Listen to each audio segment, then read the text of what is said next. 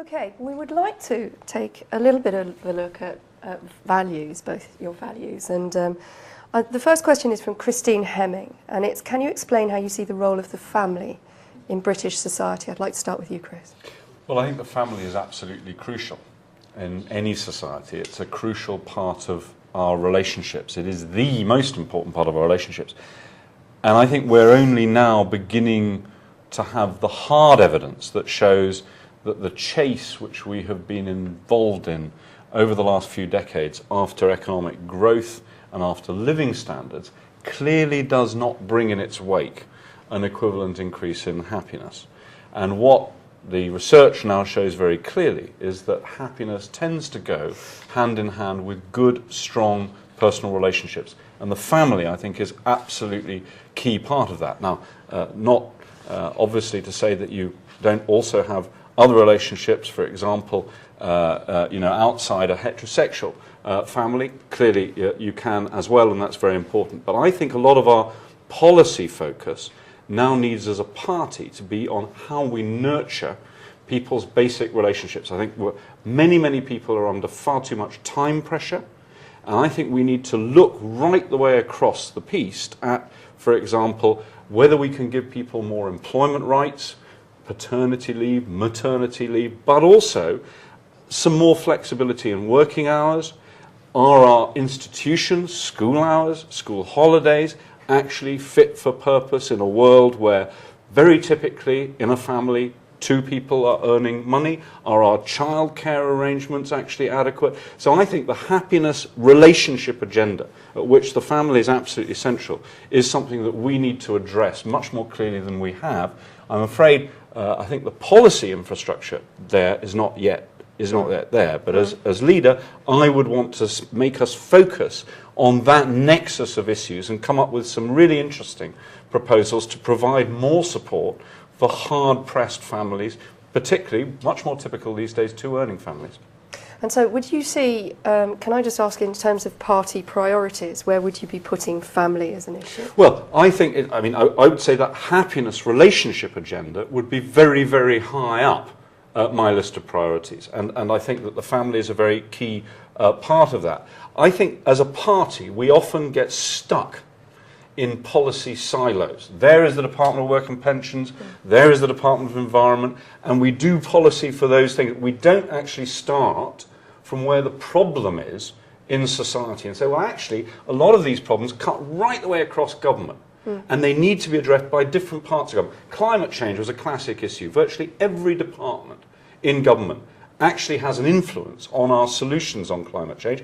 Very many departments also have an influence on solutions in dealing with better relationships, giving people the time to have better relationships, taking some of the pressures off 2-earning families so that they can actually have better relationships.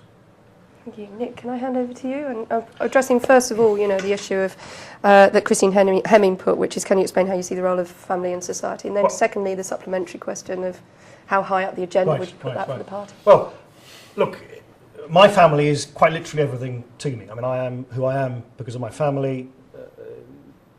My own family, in the extended sense of the word, is so much more important to me than politics or policy.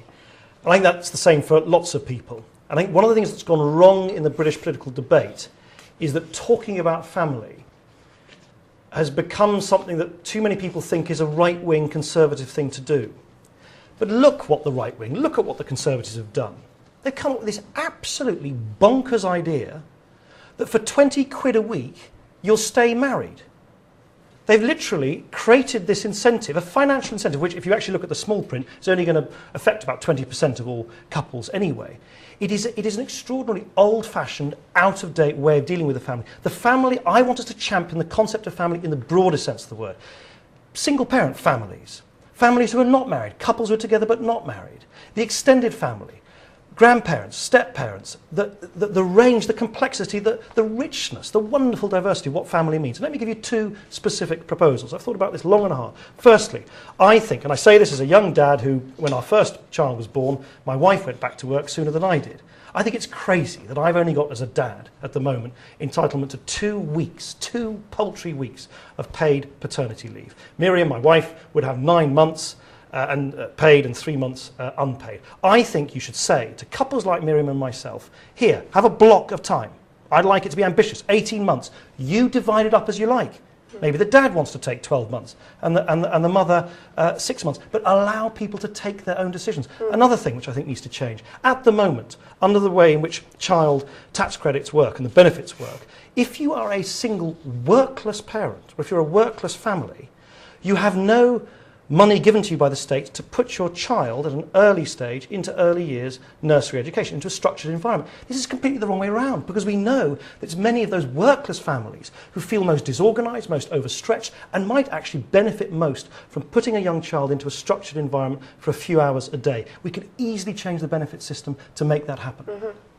And priority in terms of the party agenda? Well, as I say, I think life, everyday life, forget the party agenda, the policy agenda. Okay. Everyday life is about families. That is what dominates people's thoughts and emotions. And so we need to talk like human beings, not like policy wonks.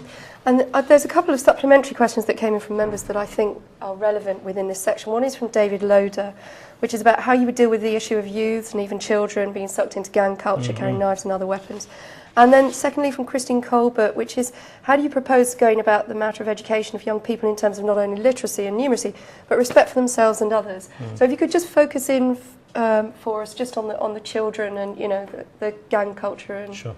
And respect, self-respect. Sure. I mean, can I just start? Briefly, I'm afraid. Okay, very briefly. One of the most depressing things in modern British politics has been the sight of a so-called progressive government under New Labour systematically vilifying young people. I mean, just imagine that.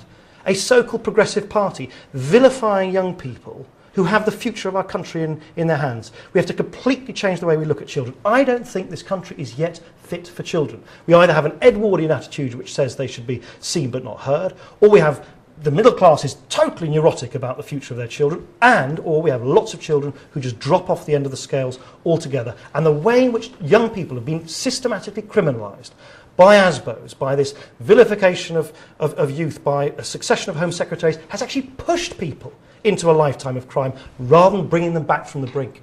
Okay, thank you. And Chris, I need you to ask you to be brief on this. Okay, well, I agree with what Nick has said, and I think that if you look particularly at the problem of kids who are born in poverty, 3.8 million now born in child poverty, we need to tackle that issue as well, and we need to tackle it by ensuring that we are putting the resources into child benefit, into working child tax credit, and that we are making sure that local communities, particularly when there are sinker states, have the ability to bring their own future into their hands through, for example, improving community facilities. The old adage that the devil makes work for idle hands to do, I think, is often right, and actually children and young adults, teenagers, actually do need to be able to have facilities to fulfill their own desires, aspirations, potential, and we often are not giving them enough of that. And now I'm going to move on to, I'm afraid I need a two-sentence answer from you both on this, but it's something that Martin Gill asked, which is, what role should religion play in politics? Should there be any kind of role for religion in politics? I'm sure that both of you can answer this briefly. As a Liberal, I believe fervently in the separation of religion and politics, the separation of theology and secular power, and we must make sure they remain separate. Do you in any way have any difference? The liberal tradition has been that we respect people's faith, respect people's belief. Many of the people involved in our party are motivated by intense, quite proper moral concern coming out of their religious belief. But there must be that difference between secular power and religious faith, and we should not mix the two. We should disestablish the Church of England, disestablish the Church of Scotland. It's nuts that we have the Prime Minister still deciding who should be the leading members of a church. Okay, thank you.